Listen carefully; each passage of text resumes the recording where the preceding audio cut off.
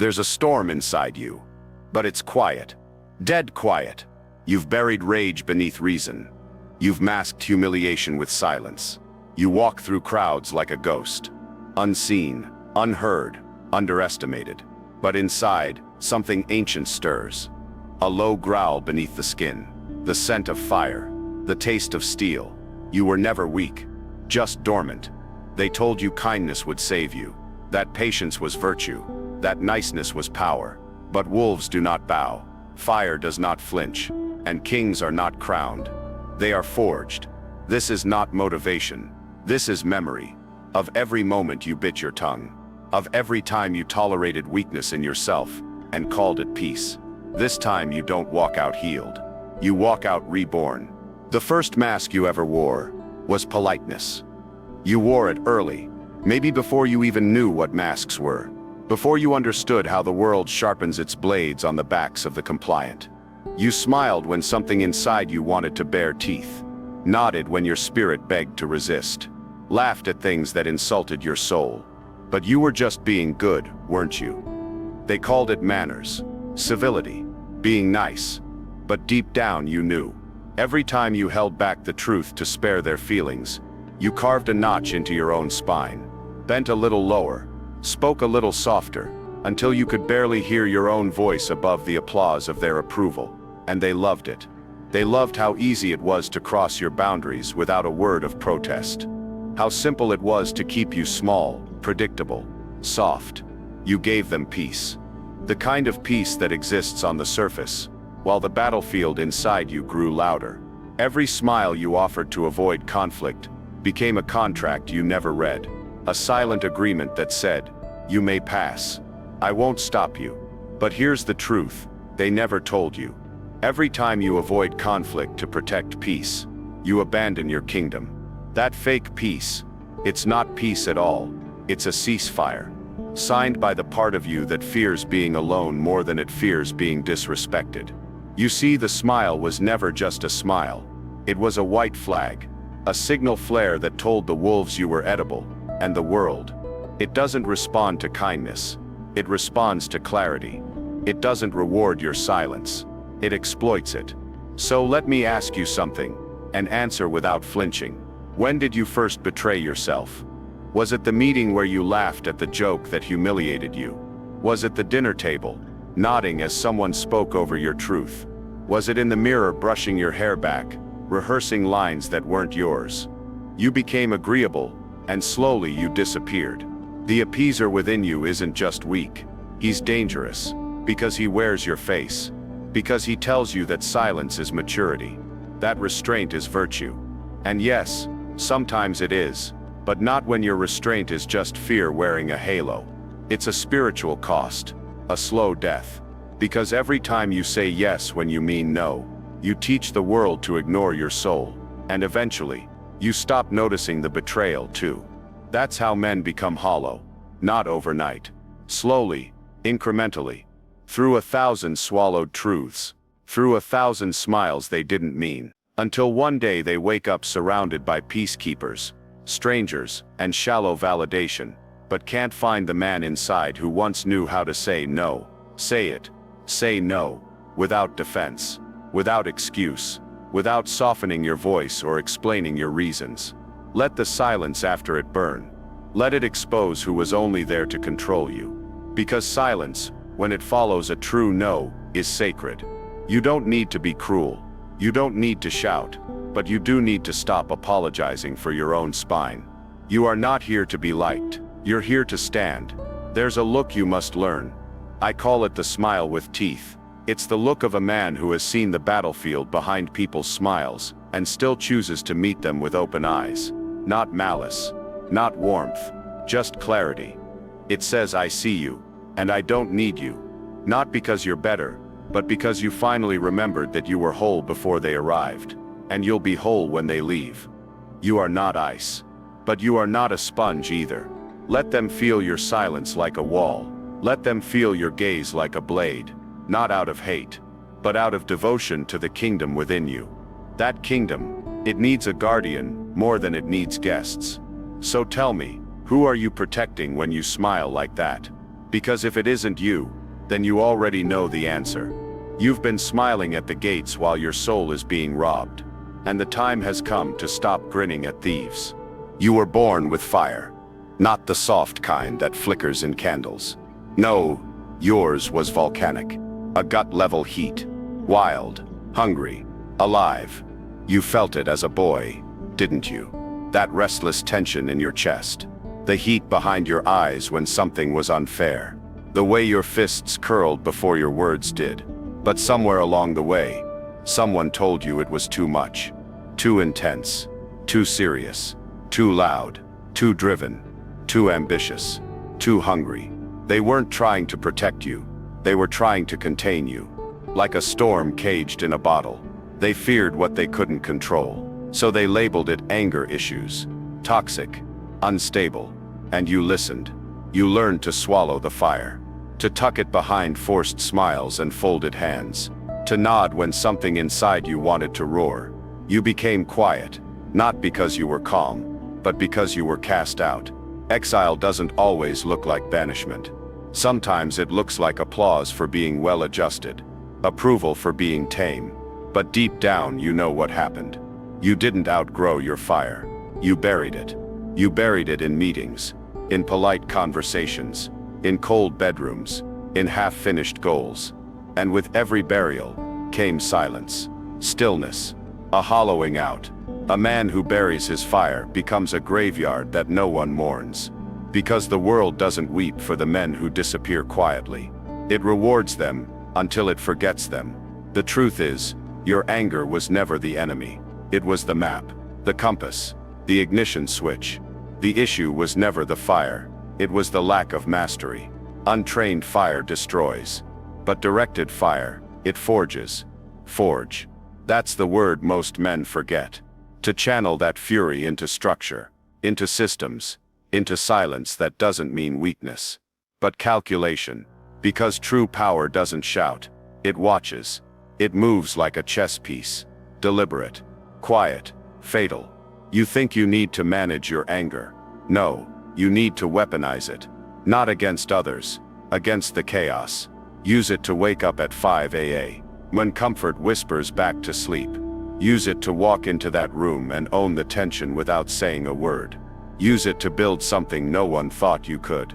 Not because they doubted you, but because you were too busy doubting yourself. This world doesn't respect a passive man. It uses him. You were not made to simmer. You were made to burn clean. To walk into a room and not need to speak. Because your presence speaks for you. You think rage is rage when it explodes. That's weakness. Rage. Real rage becomes leadership when aimed through silence. It becomes discipline when you choose structure over chaos. It becomes legacy when you pour it into your mission instead of your mouth. But to do that, you need to make peace with the fire. Sit with it. Name it. Own it. Stop apologizing for the edge in your voice. The shadows in your past. The heat in your gut. They are not stains. They are your forge. You want to lead. Learn to carry your fire without spilling it. Because leadership isn't loud. It's heavy. And only the man who knows how to hold his own heat without flinching can be trusted with the fire of others. So tell me, where did you bury yours? Under someone's approval? In a job you hate? In a life that fits but doesn't burn? Dig it up. Stand in front of that internal blaze. And don't look away this time. You were never too much. They were just too little. And you were built to burn. There are men who wake up apologizing. They don't say it out loud, not always. But it's there. In the way they move. The way they walk small, talk soft, flinch before speaking. They say sorry with their posture, their tone, the way they glance around a room before choosing a seat. As if existing was an inconvenience. They've learned to shrink, to compress themselves into whatever space is allowed. As if being a man means being manageable. But let me ask you something. When did you decide your truth needed permission? Was it the first time someone called you too blunt? Was it when they told you your standards were too much? Was it the moment you saw how easily people preferred you quieter, softer, agreeable? Somewhere along the way, you mistook likability for safety. And now, you apologize not for mistakes, but for having a spine. You apologize for your standards, your preferences, your presence, for being unmoved, for being solid. But here's what no one told you. Every unnecessary apology is a sword driven into your own chest and handed to another. They don't need to conquer you if you already surrendered. They just watch you bleed yourself out with smiles and soft phrases. I'm sorry, I didn't mean it like that. I hope that's okay with you.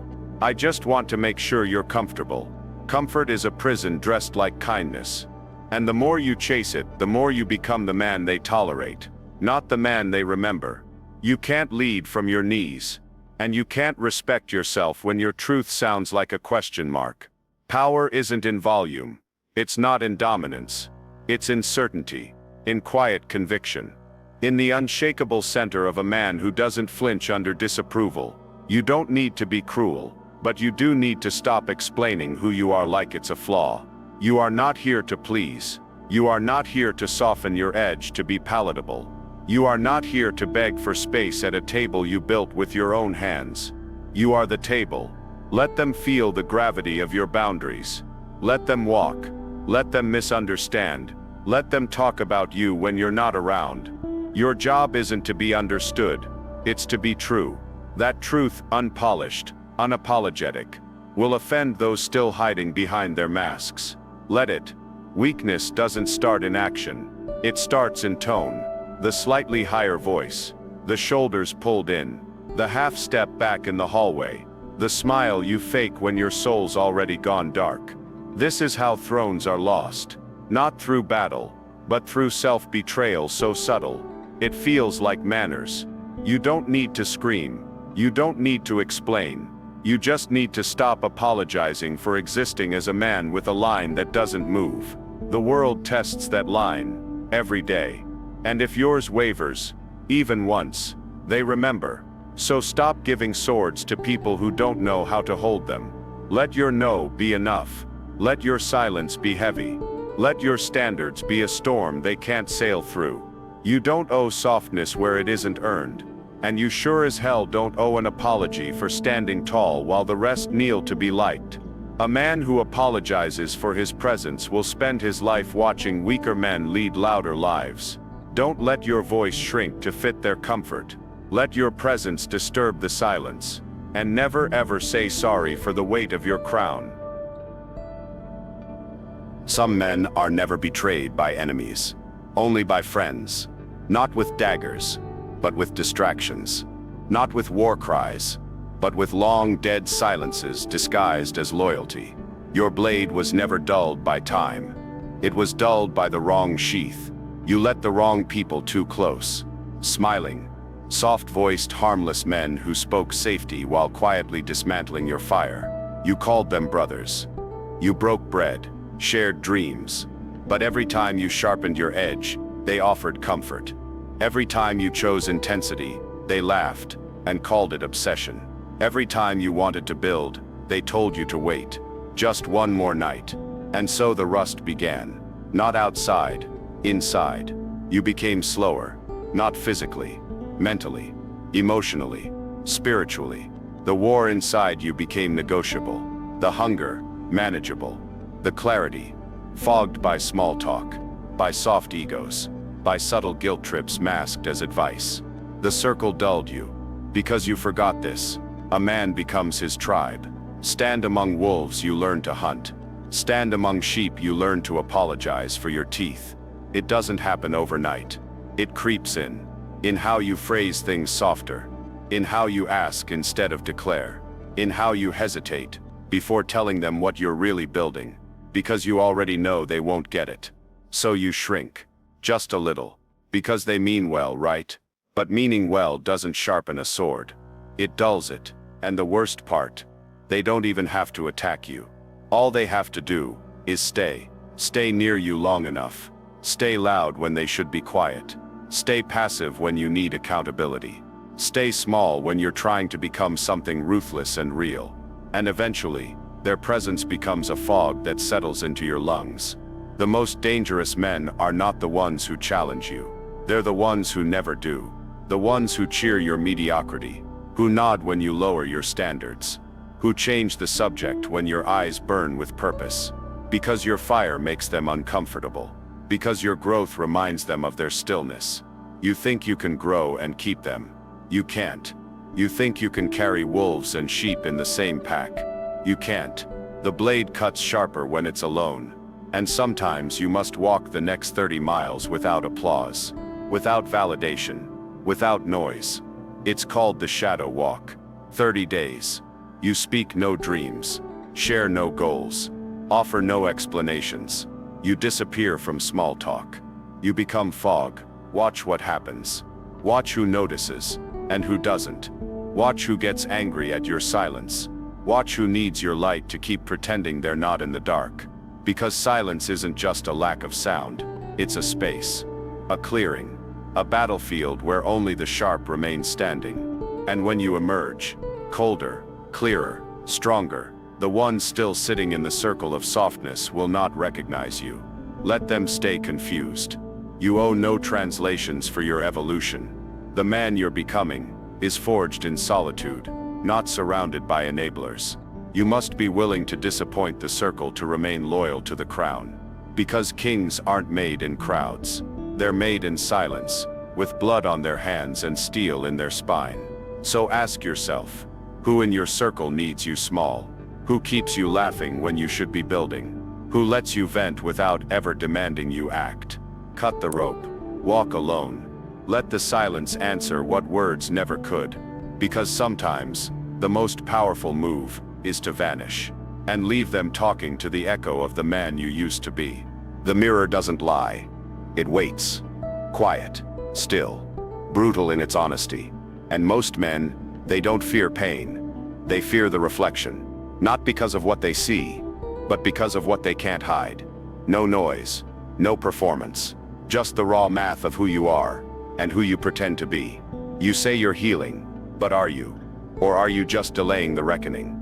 You carry wounds like armor, don't you? Use your past like a passport, an excuse to avoid the war you were built to fight. They told you to process, to feel, to slow down. But somewhere along the way, you mistook processing for pausing, healing for hiding. The truth? You weren't just wounded. You were trained to lose, trained to shrink, trained to flinch, trained to expect less, speak less, dream less. Every betrayal became a belief. Every absence became your script. And now you sit there, still blaming the storm, never realizing you've become the rain. But you are not what happened to you. You are what you tolerate. The missed mornings, the weak apologies, the lowered standards. That version of you that still hopes life will bend to your softness. He's already dead. What remains is choice. Not emotion, not fairness, not forgiveness. Choice. Will you keep pretending that your softness is sacred? Will you keep hiding your power behind spiritual masks and gentle affirmations? Or will you do what most men never do? Stand in front of that mirror and destroy the man who let this happen. Because that's what it takes. Not healing, reforging, not fixing, burning. Until every excuse is ash. Until the victim in you dies, choking on his own reasons. Until there's nothing left but will. That's the only thing that survives the fire. Will. It's not emotional. It's not poetic. It's not even heroic. It's cold. It's tactical. It's the quiet decision to rebuild. Not as who you were, but as who you needed when you were broken. And yes, it will cost you comfort, sympathy, the illusion that your past justifies your present. But what you gain? Self-respect. And that changes everything. Because once a man respects himself, the world has no choice but to recalibrate. Not immediately, not easily, but inevitably. Your silence becomes command. Your presence, a storm. Your words, fewer, sharper, final. That man, he's not healed. He's dangerous. Because he faced himself, and didn't look away. You think you're waiting on clarity, on a sign. Here it is. Stand up, shatter the mirror, and become what you once needed most. Because that mirror, the one you fear, it only shows you what you're still afraid to become. There's a kind of power that doesn't roar. It doesn't need to. It moves like shadow. carries the weight of storms without ever making a sound. And most men, they never learn it, because they're addicted to being seen, addicted to being heard, addicted to the weak thrill of reacting. They think visibility is value, that noise is power, that the louder they move, the more dominant they are. But here's the truth, they don't teach. The most dangerous man in the room is the one who says nothing. Not because he has nothing to say, but because he doesn't need to say it. There is a throne. Few ever reach it. Not built from applause, not built from followers. It's forged in solitude, stone by stone, day by day, built from moments when you choose to withhold what others would spend recklessly. Your emotions, your validation, your energy, your need to explain. You become a vault, a fortress, a sovereign, because kings do not explain their rule, and lions do not announce their hunt. You want to own your power. Stop leaking it. Stop justifying your decisions to people who haven't earned your strategy. Stop reacting to every slight like it deserves a response. Stop filling silences because you're afraid of what they'll think in the absence of noise. Let them wonder. Let them fill in the blanks. Because the man who reacts loses. He becomes readable, predictable, weak. But the man who watches, who waits, who absorbs without absorbing, he becomes myth. They can't quite place him, can't decode him, can't provoke him. And that is leverage. Leverage most men never taste, because they can't sit in stillness for more than 5 seconds without reaching for something. A phone, a comment, a reaction, a hit of external validation. But you must learn to hoard your fire. That starts with a vow. 3 days, cold, no reacting, no defending, no explaining, no unnecessary words, no verbal bleeding. Let the world guess. Let them misread your silence. Let them overplay their hand. Let them think they've won. You'll be in the corner, building your throne, because silence, real silence, is a battlefield. One where only the composed survive. Not passive silence, not weakness wrapped in stillness, but strategic silence. The kind born from restraint, the kind that feels like coiled steel behind your ribs, the kind that makes weaker men nervous, that draws out their true nature while revealing nothing of yours. This is not invisibility. This is war behind glass. And once you taste the quiet power of withholding, once you realize the strength in less, showing less, needing less, you won't go back. You'll stop seeking approval. You'll stop explaining your fire to people who fear the smoke. You'll stop reacting to chaos and start mastering it. Because kings don't chase. They don't convince. They don't beg to be understood. They sit. And when the time is right, they move with precision. Not a word wasted. Not a gesture uncalculated. That is where you must go. Into the deep architecture of stillness. Where men are built without witnesses. Where storms are not survived.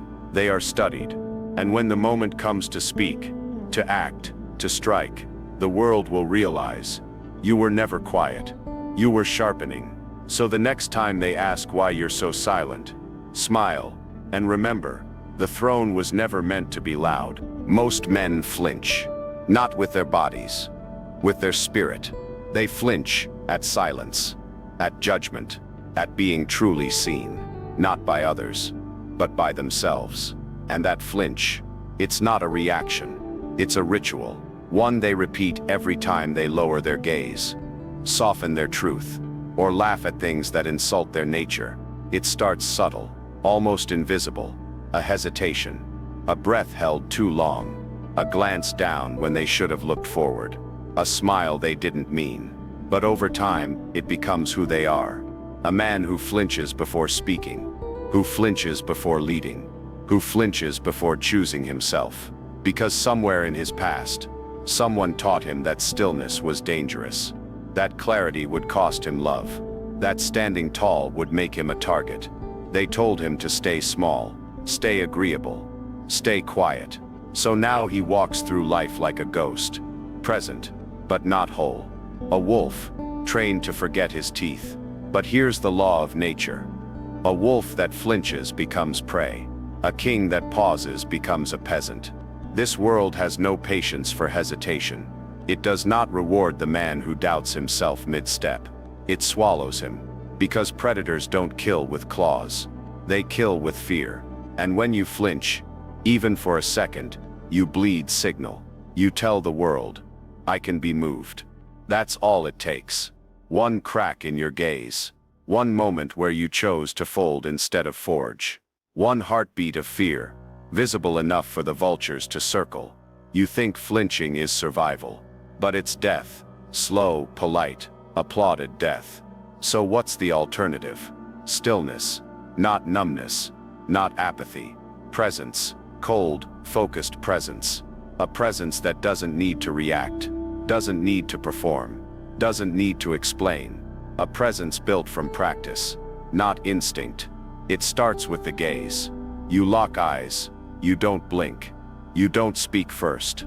You don't look away. Not out of aggression. Not out of arrogance. But out of truth. Because a man who doesn't flinch has nothing to hide. And when the world sees that truly sees it, they shift. The ones who feed on doubt, they back up. The ones who respect strength, they nod in silence. This isn't about dominance. It's about discipline. The discipline to hold your line when everything inside you wants to shrink. To breathe slow when your chest tightens. To step forward when fear says stay still. It's not easy. It's war. A war against every program you inherited. Every time you were told to sit down, calm down, shut up. You don't fix it with affirmations. You fix it by walking through the fire and not blinking. You practice in the smallest moments.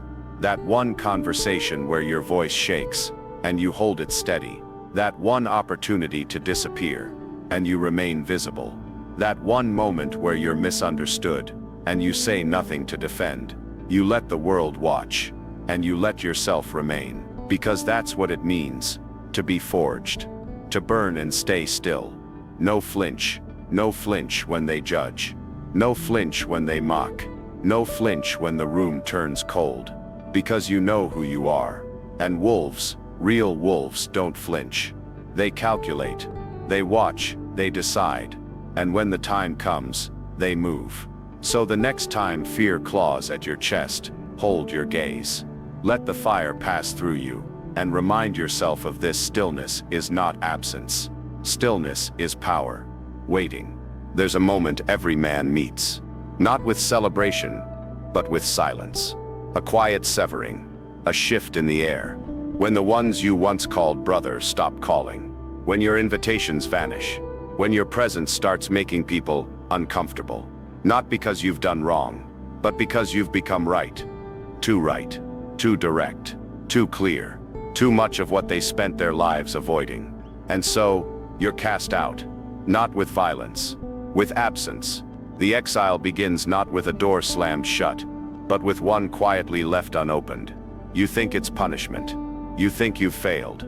That maybe if you had smiled more, shrunk more, softened more, they'd still accept you. But what you don't see, yet, is that this exile is a signal. Not of failure, of awakening. Because every man born for power will be exiled first. Not because the world is cruel, but because it is precise. It knows who you're becoming. It knows the threat of your silence, the danger in your clarity, the revolution inside your restraint. So it isolates you, not to weaken you, but to forge you. The cave you were cast into was never a prison. It was preparation. In the exile, the noise dies. And with it, the illusions. You stop pretending to belong. You stop seeking permission. You stop molding yourself into something safe. And in the darkness, something ancient awakens. Not the version of you they applauded. Not the mask you wore to be liked. But the architect, the strategist, the storm. This is where power is born. In rooms where no one claps. Where no one checks in. Where no one believes in you. But you don't become a weapon in the warmth of the crowd. You become a weapon in the cold silence of being forgotten. Every betrayal, a blueprint. Every rejection, a sharpening stone. Every time they doubted you, left you, mocked you, they handed you a map back to yourself. You thought you were breaking. You were becoming. And no one warned you it would feel like death, because it is. The death of the man who needed to be understood. The man who chased applause, who folded under validation, who smiled to stay safe. He doesn't make it out of the cave. And that's the point. What walks out isn't soft. It isn't desperate. It doesn't knock before entering. It builds. From exile, strategy is born. From exile, structure rises. From exile, the man becomes myth. Not loud, not showy, but deliberate. He moves different now. No rush, no panic, no need to be liked. Because once you've sat in the cave and faced the ghosts of your own compromise, you don't fear solitude. You crave it. Because you finally understand. It was never exile. It was return. Return to the throne you abandoned when you tried to fit in. Return to the fire you buried trying to please. Return to the silence where your crown was always waiting. You were never cast out. You were called back. And now it's your move. Not for revenge. Not to prove anything. But to build. Precisely. Ruthlessly. From everything they said you'd never become. So when the world sees you again, they won't recognize you. Let them stare. Let them wonder how you turned exile into empire. Because the answer is simple. You stopped waiting for rescue, and became the storm. Some kings never wear a crown, because they never needed to kneel. They walk through the world like ghosts wrapped in thunder. Unseen but undeniable. They carry no titles, demand no applause, seek no throne. Because power, real power, doesn't decorate itself. It waits. In silence. In stillness. In the man who no longer needs to prove. You thought you needed recognition, validation, some kind of title to confirm your worth. But now, you've seen behind the curtain. You know better. The loudest man in the room is almost always the weakest. The one who boasts about leadership has none. The one who flashes wealth is starving for identity. The one who wears the crown too proudly is afraid to be without it. But you've tasted the quiet. You've walked through the storm without asking the sky for mercy. You've buried your need for approval next to the man you used to be. And now there's no audience left to impress. Only ground to cover. Only shadows to command. You do not rise to power. You return to it. Not as the boy craving permission, but as the man who became the permission. This is what it means to be sovereign. No longer leaning on applause. No longer bending your voice to be heard. No longer chasing status, because you are the signal. You speak less, not because you have nothing to say, but because most won't understand it anyway. You feel more, not as weakness, but as signal, intelligence, precision. And when you move, the ground listens. Because energy doesn't lie. The world may never call you king, but it will feel your presence like pressure on the air. Subtle, heavy, unspoken. And here's the truth. If you still need the crown to know who you are, you're not ready to wear it. Because the real ones, they don't ask to be followed. They walk, and the world adjusts. So stop waiting for the throne. You don't need it. You never did. Because your crown was carved in silence, and welded to your spine. Comment forged, if silence made you dangerous.